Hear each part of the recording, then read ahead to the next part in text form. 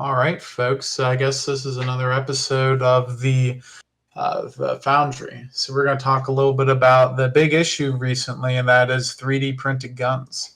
What are your thoughts? Well, I'll tell you my thoughts on the 3D printed guns first before we go and ask the other host about his thoughts. So right now, like all the news is about these 3D printed guns, and it's like, oh, these can get through airports, and these can be used by terrorists and hijackers. It's gonna be like 9/11 all over again. And there's a lot of fake news going on about this. And there was like some guy, like a congressional guy, he comes up and he shows a picture of a AR-15, like a regular AR-15, then like a 3D printed AR-15. But what he doesn't tell you is that you have to go and use non-plastic parts. Like the only part that's really able to be made by the like a 3D printer is the lower receiver. And that's a small part. You can already make those. You can get an 80% complete lower receiver and mill it yourself. They sell this at many gun shops. Already legal. Never had any major issues with that. And like for the AR-15, you're gonna have to go and buy like the springs, like the buffer tube, the barrel especially, and I believe the upper receiver as well. Like a lot of parts you're going to need to have made out of metal for a regular firearm to work. And so what he was showing was complete fake news to most of the Senate or Congress. And they wanted to go make a law that makes it illegal for you to go and put like the plans online to produce 3D printed guns. Mm-hmm. And the one congressman whose name I cannot remember for the life of me goes up and he's like, okay, so I don't like to go and see anything that has, when I see like these words in a piece of legislation that starts out with, it shall be illegal to publish. I don't like that. And that's really telling. That's like really dystopian that you're not allowed to go and publish something. That's completely antithetical to the First Amendment. And then they want to go and say, oh, well, it's fire in the theater. This has nothing to do with fire in the theater. This is just how to go and like print out parts of a gun or guns on 3D printer. And the thing is, like, the one completely 3D printed gun is called the Liberator because it was based off of this, like, last resort gun that was dropped over Europe during the Nazi occupation to get, like, resistance fighters access to a gun who wouldn't be able to have it otherwise. Like, the actual Liberator was, like, an interesting piece. It was, like, the only gun I think ever made that took longer to load it than it did to actually manufacture it. So it took, like, I think... it was so simple. It took like I think 30 seconds or something for it to get off the assembly line, like completed, like to go and create one of these. Than it did to actually fire it. And the new Liberator is much different. Like it's like this really hunky, clunky, like blue and white piece of just like plastic. And you still do need metal parts for it to function. You need a firing pin, which is going to be made out of the nail. I think you need a spring to extract it. And I don't know if, like, I think it uses, like, 3 shots you can do before it'll blow up, 1 to 3 shots. So it might not even be safe. And this was, like, the thing they think is going to take down the U.S. government. And it would still be detected because you still need the ammo. And you still need the firing pin for it to work properly. This isn't like some machine gun you're going to be able to go and print out and just like shoot up a school. No, this is like the most like just dangerous. Anything is a rifled barrel. I don't even know how that works. It's just a plastic barrel where you like, because it's not going to work too well if it's purely a plastic barrel. You're probably going to want a metal barrel at some point. That defeats the purpose of having like a quote unquote undetectable gun. And it's so freaking huge for like a pistol. It's like absolutely ginormous, and it would be like unergonomic. And it's dangerous to use. It's probably inaccurate. It's nothing to worry about. And we've already had technology where you can print out like, they've had CNC machines for years, and that's like with metal. And I want to talk about that. Oh, people are going to be able to print out AR-15s. Well, that's not true because you're going to need a lot of other parts. You're going to need an upper receiver, the stock, the grips. You can probably print out the grips, I guess, but the barrel and the gas, pistons, that's all going to be like made out of metal or something like that.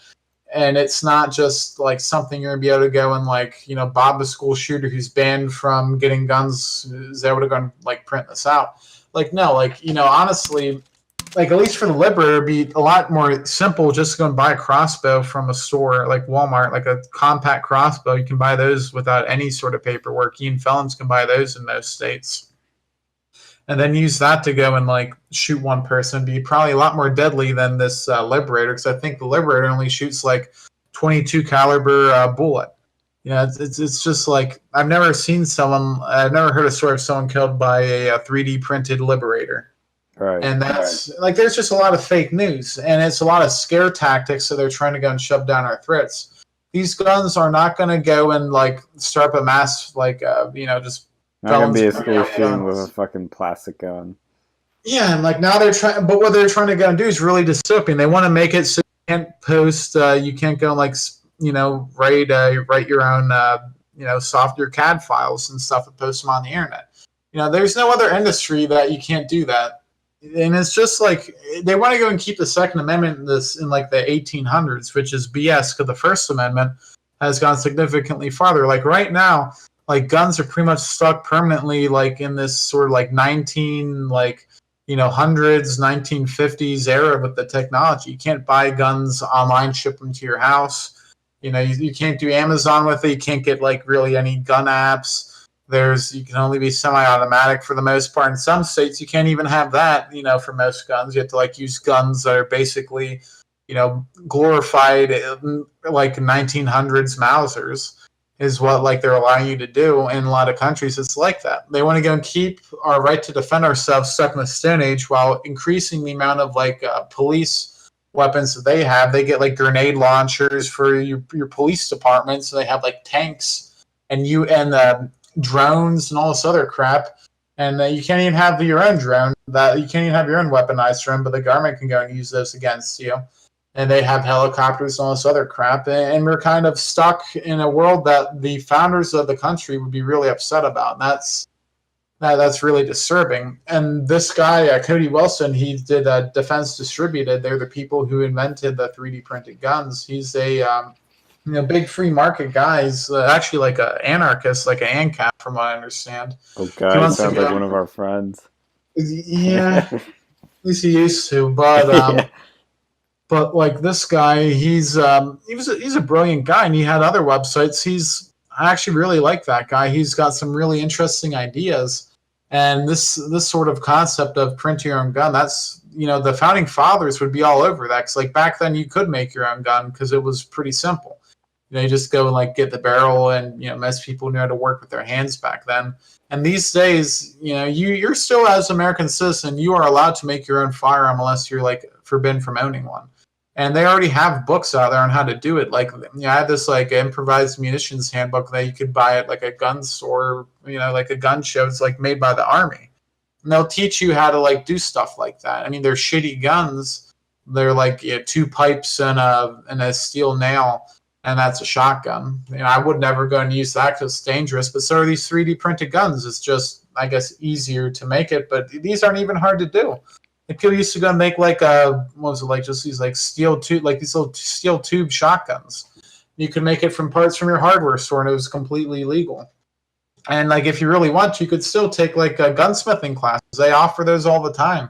I used to get them in like the back of these magazines. I used to get for like was American Rifleman, and you could learn how to make your own guns from there. You're not probably going to be able to make too much unless you have a lot of technology. You might be able to make like black powder stuff, and if you buy the parts, you could make your own AR-15, but that's like making your own Lego spaceship. You just need to go and buy all the other Lego parts. And that's really what it comes down to. It's like, how much of a gun are we allowed to go and make ourselves?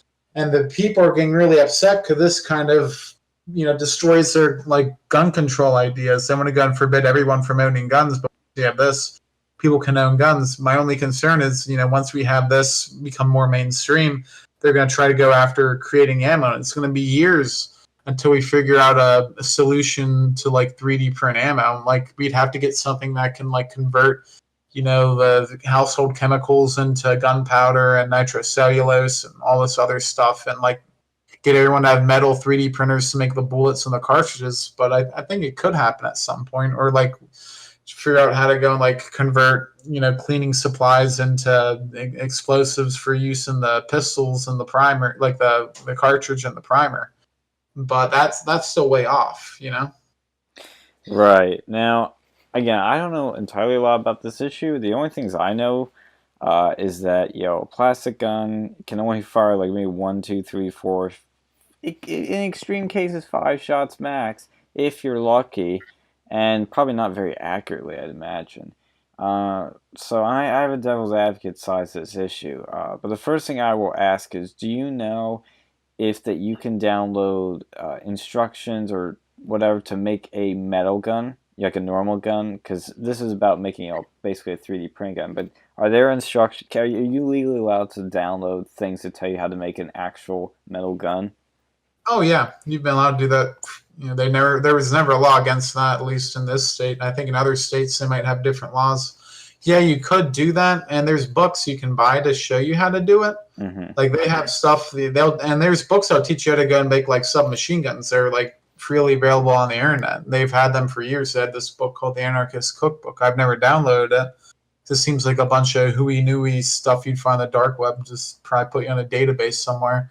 But they have this, and they have stuff for like metal 3D printed things. But like a metal 3D printer, those are pretty rare. Like most of the time people talk about 3D printing, it's like a little maker bot, something like that. Yeah. And even these little plastic things, they can cost a lot of money for just a little one, like upward 350 for like the shit model, and they probably wouldn't work too well for like making a 3D printed gun, all the way up to like several $1,000s to make with like better plastics and whatnot. And like metal, like they use like a CNC machine. That's like kind of what you consider a metal 3D printer, and those are very expensive. And for like CNC, you probably do need some extra training. It wouldn't just be like something that you do. But yeah, you could make a 3D gun with a 3D printer. You can get the files. And they've had those files out there, and like even for the 3D printed gun, the guy got some court in some other country. Some other state. They sued him, and they made him take it off his website. But they have other websites that are posting the same files. Like once the genie's out of the bottle, you really can't get it out. Yeah, yeah. And I pretty much think to keep it consistent, if you can download instructions to make a metal gun, you should be able to download to make these 3D print guns. But I think the media, again, is hyping this up like some scary boogeyman again, where, oh my god, people are going to be printing guns and they're going to commit mass shootings and get around background checks and all that stuff. No, it's not what's going to be happening. Like we said, these guns aren't just very destructive. I don't know if we classify them as a gun, to be honest, but because I remember a few years ago I saw a video on a channel called Barnacles where he tried to print a plastic lower for an AR-15, and he had a lot of trouble getting the size right to fit it right, and it didn't really work. You couldn't put I think clip is the right term, no, magazine, I corrected myself, the magazine in, like it wouldn't fit. So it's not a very practical thing, but the question then could become is, if it gets more accurate, and really all you need is a lower, could you just make the lower and then put a bunch of metal bits on and print a gun, and the government doesn't know about it, nobody knows about it, and you evade background checks? They already have that stuff now. It's called an 80% lower. You can, like even on you can buy from InfoWars right now. Like they actually sell that on there, an 80% finished lower receiver. Completely legal, no background checks in most states. I think California requires one, but you could just ship it somewhere else. You can already do most of the stuff that you're suggesting, and like even the Liberator pistol, it only has 1 round capacity in there. Then you have to extract it and then load it, and that's a pain in the ass process. Mm-hmm. And then you'll need a spring for that too, so that's metal in there. So that defeats the whole you can smuggle this onto an airplane argument. And they already spend so much money, you can't even smuggle a water bottle onto an airplane without them catching you with that. So they'll be able to go and catch anything remotely gun shaped, and any ammo especially. That's kind of where that comes out of.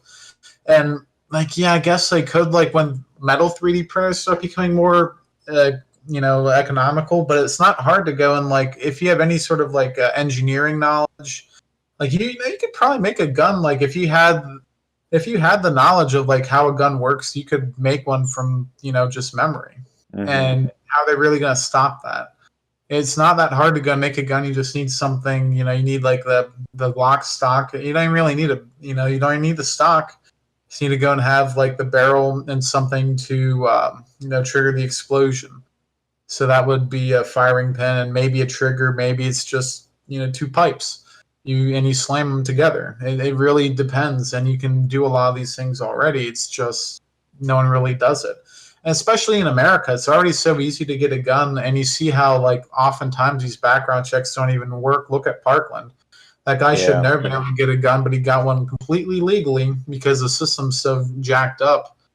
And yeah, it's so much easier to buy a regular gun. It'd be a lot more safe. Even on the black market, you don't even have zip guns anymore. They used to have those in the 50s, but it's just a lot easier to go and buy a regular gun. Why would they bother to go and buy this like 3D printed plastic gun? Yeah. And those are expensive too. Just the plastic costs. Yeah. You're paying a lot of money for that. That stuff ain't cheap. Like my brother made a plastic, like some sort of like toy model or something, and it looked like shit. And when you start talking about like shooting, making into a functional firearm, it can't be this like ugly duckling sort of thing. It has to be pretty damn accurate. Right. Yeah, I think there's a lot more to it than people realize, and the media's not doing their job in educating people on 3D printers and guns to really tell them about. But you know, I think you might. I think this is something that quickly disappeared because I think people stopped giving a shit about really quickly, and I think there was a panic for some reason, or maybe they want to. It's been a slow news week. They tried to get something into the headlines and make an issue of something. I don't know. Probably gonna see David Hogg probably tweet shit about it at some point if he hasn't already. But at the moment, I don't see much happening. The only, I could understand if you want to do stuff in terms of background checks for like metal guns, 3D printing metal guns. I can understand that because I'm all for background checks. How would you do that?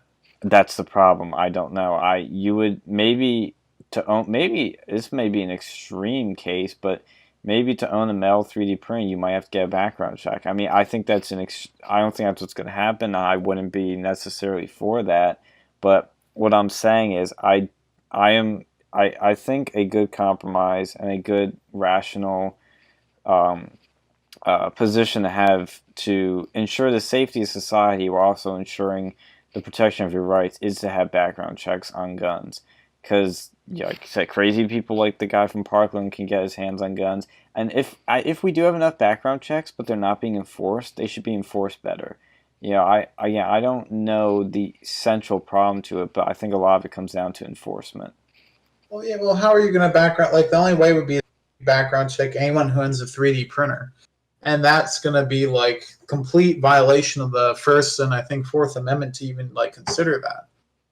So, I mean, will you have to go like background check some before they download the file? Wouldn't that be a violation of the First Amendment? That's the problem. I really don't know what to do. That's what I'm saying. I think we're going to need to have some like liberty over here. We're going to have to go and deal with the potential for these things to happen. And, that's what our country is founded on, extreme liberty. There's other countries you can move to like Australia and England where it's legal to have those files. But you see what happens when you have that level of government overreach. Like England, you'll be banned for tweeting a mean tweet. Australia, similar situations over there. Yeah, but I don't think it would get that far here if you just made a small compromise on something like this. Because I think maybe, again, I'm just shooting shit here. Like, I don't know what the best solution is. But maybe the best solution is you have to get a background check to download these files. Because you gotta understand, we sacrifice our liberties in a lot of ways, in a lot of little ways, and we don't really realize it. In terms of like privacy and all that stuff for safety. Like when we go to fly an airplane, like the TSA scans our bodies and looks at us. That's a violation of privacy, isn't it? But we allow it. I'm perfectly fine with that. I think they should do that, and maybe this is a case where it's perfectly fine. Well, how do you implement them to download the files? Because, like, if they have a patent for something, you can go onto the patent office and download a free copy for that. Well, that's the thing. I think maybe when you download from the patent office, you have to get a background check. That's going to be like, how are they going to deal with all that? And like computer hackers, and then they just give to someone on a not floppy disk, a USB drive. No, and that's inevitably going to happen. But you still have to, I think, at least cut it down or make it harder for nut jobs to get guns. Like, that's the thing that's like, and I'm not saying to ban guns or anything, but like when you do gun control, in theory, you create more friction for crazies to get guns. But most of the times, people that advocate for gun control either go too far or they do stuff that's not really going to change much. Would background checks on 3D printed files for guns change things much? Maybe not. Absolutely. No, you know how expensive it is to get like a background check at a gun store? No. I know the process. I don't know the price. And they do like it's like $20. You have to fill out all this paperwork Okay, for every $20 is not a lot of money. Well, yeah, but if you want to download like 5 files, You obviously you'd have like a discount rate for doing like 5 of them. Like obviously you wouldn't have to pay for every single one of them. You do it as a bundle. Like if you're going to download 5, it's one background check for all of them. Well, then you're completely destroying the open source community as well, because that's what they do. Is like people edit these things and you have to re-download it each time you want to go and get the newest copy. And if it's like on the cloud, that's going to be a whole thing. And then the people who host that, they're going to go and like pay for this infrastructure. Then if someone hacks it, then they'd obviously, and then they post it for free, and then like people are going to post it on the dark web, and that's completely unregulated. And then they'll go and what people already have done, they've gotten like image files, and they like put these onto the image files, and they there's a term steganography. They hide it inside an image file. Well, I know that's going to happen because it happens with guns when you buy them. There's a black market for guns. That's going to happen. That's like making someone pay. That's like making someone do a background check when they buy a book. Yeah, but this isn't a book. Can't kill you. Oh yeah, well they have books that teach you how to make guns already. Yeah, I know, but it's different. Well, okay, so books actually, that's a good point you brought up. So, can you legally buy a book that teaches you how to make a gun? Yeah, you can buy them. You can buy them right now. You can go into let's see, Amazon.com. It's probably gonna put me on a list for this. Amazon. Let's go and see. You guys get to see live the moment that Mr. Alex gets put on the NSA watch Munitions Handbook. Right here, $12.99 U.S. Army Improvised Munition Handbook. $12.68 will teach you not just how to make guns; they'll teach you how to make explosives. Right over here on Amazon.com, they'll ban the Confederate flag, but they won't ban this. Yeah. Right over here, they have that right on Amazon. Anarchist Cookbook. They have that $26. They'll teach you how to make all sorts of guns, including fully automatic guns. Bestseller. Jesus. Right over here. You can buy this stuff right now. I'm probably going to be on some list for looking up these terms. You can buy this stuff completely legally, no background checks. You send us some complete nut job at it. Like gun shows, they like books. They'll tell you to convert your 1022 into a fully automatic gun, or tell you how to go and like make these inert grenades into not inert grenades. They have all this stuff completely freely available because you can't regulate. Like the First Amendment specifically protects against that. Right, and that's where I think the current laws are consistent with the, with 3D printing. Because people are saying like, oh, we need to change the laws because of 3D printing. Well, no, nothing's really changed. What I'm talking about is proactively looking to the future of all these laws. Should they be changed? Like I said, they're consistent, but I don't know if they should be changed because I don't know the best solution. Yeah, I think we're just going to have to go and deal with that. We're going to have to accept that risk that people are going to be doing that. I think so. The chances of that, and they're still going to have to get ammunition, which that's easier though, because you can just buy ammo at any store, really. Oh yeah, and you can buy this book at like Amazon. They can send you the book. You can buy the materials. You can buy a 3D printer off Amazon. They'll send it right to your house. You don't even need these books. You can go online. You can go into Pirate Bay. You can go and get the torrent file for the 3D printed guns. Download it right there. Buy the stuff right off Amazon. Boom. I think we're just got to deal with the fact that gun control doesn't work. And if you're that dangerous of a person, in that you're going to shoot up a school, maybe you need to be putting maybe we need to go and have like human control, instead of gun control, where we have people who can't be trusted with a gun thrown in jail, or like they'll be they'll be given restrictions so that they'll have someone like watch over them, make sure they won't shoot up a school, put them in like a mental hospital if they're that bad. Yeah, see that's the other thing is that I think what will help fill these loopholes is not gun control, but like I said, it's human control. We need to figure out ways to find the crazies and do something about them before they get their hands on guns or try to get their hands on guns. So how you do that is the really difficult part, because from what I understand, it's really hard, as a psychologist or psychiatrist, to tell if somebody's crazy. Like when you interview them, it's really hard to tell. But like with the Parkland case, which I think is the most blatant case, there were so many warning signs that is inexcusable. But there are a lot of other cases that it's really difficult. Like for instance, the recent news story was about the Las Vegas shooter. The investigation concluded that there was no motive. They couldn't find any motive. Oh, that's bullshit. I think it's bullshit, because I think there has to be something. But in theory, somebody could, I don't know if they, well, in terms of human interaction, they could not tell anybody and not tip them off that they're crazy, or they're playing a shooting or something. You could keep that self-contained, but you got to be on the internet.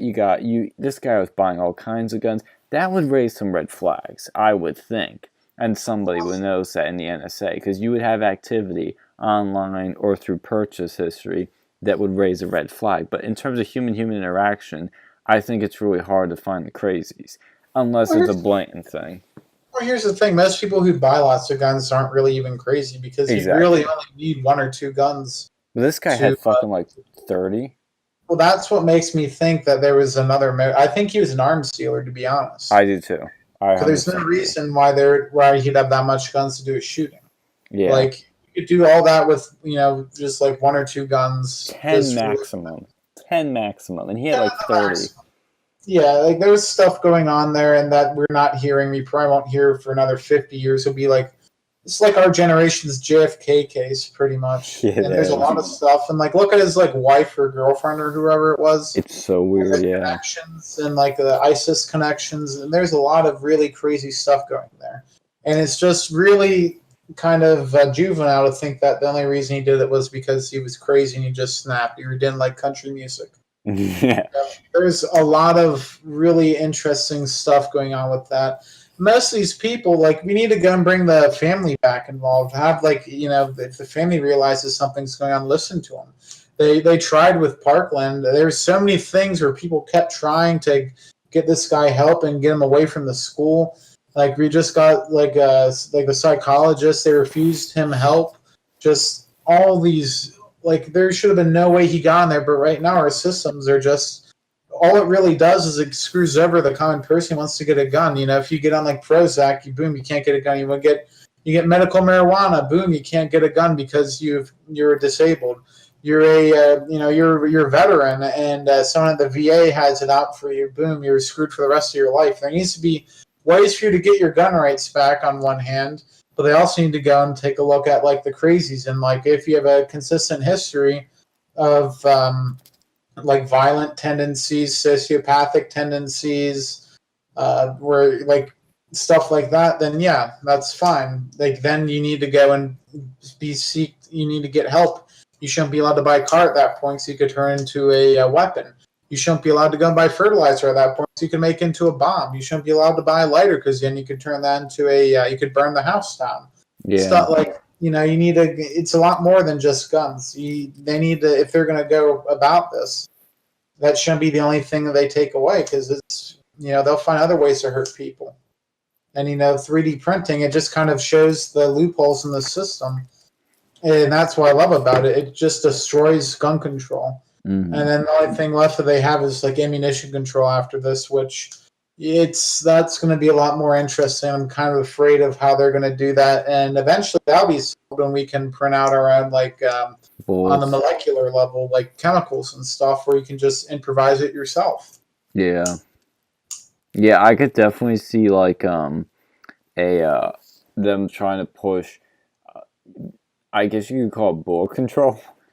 Common sense bullet control. I think that might be their next target, because guns, I think, are, they're always going to want more, and I think guns are a losing battle for them, especially when you have a Republican-controlled White House and Senate. It's going to be very difficult, and I think they're going to look obviously at states to do stuff, but I think you'd see more like bullet stuff being done. Like, oh, you can't have this many bullets, or oh, you can't, buy these certain type bullets. I think it's going to see more of that, but We have to a certain extent already. Like it's hard to go by. If it's above 50 caliber, then you have a lot of things you have to deal with.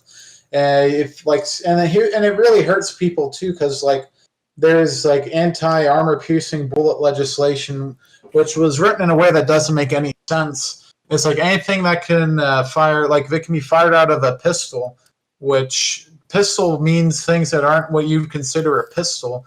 They consider 7.62 by 39, like an AK round to be a pistol round, and that's why they're not allowed to go and have like ones with like metal in them to a certain extent, because they determine armor piercing it consists of so much metal content, and that doesn't even work all the time too, because they have the 5.7 round, which that's not made out of like metal. It doesn't have like a metal piercer, but it can still penetrate certain levels of body armor. And it's outdated too, because body armor's evolved, a lot since they've made those laws.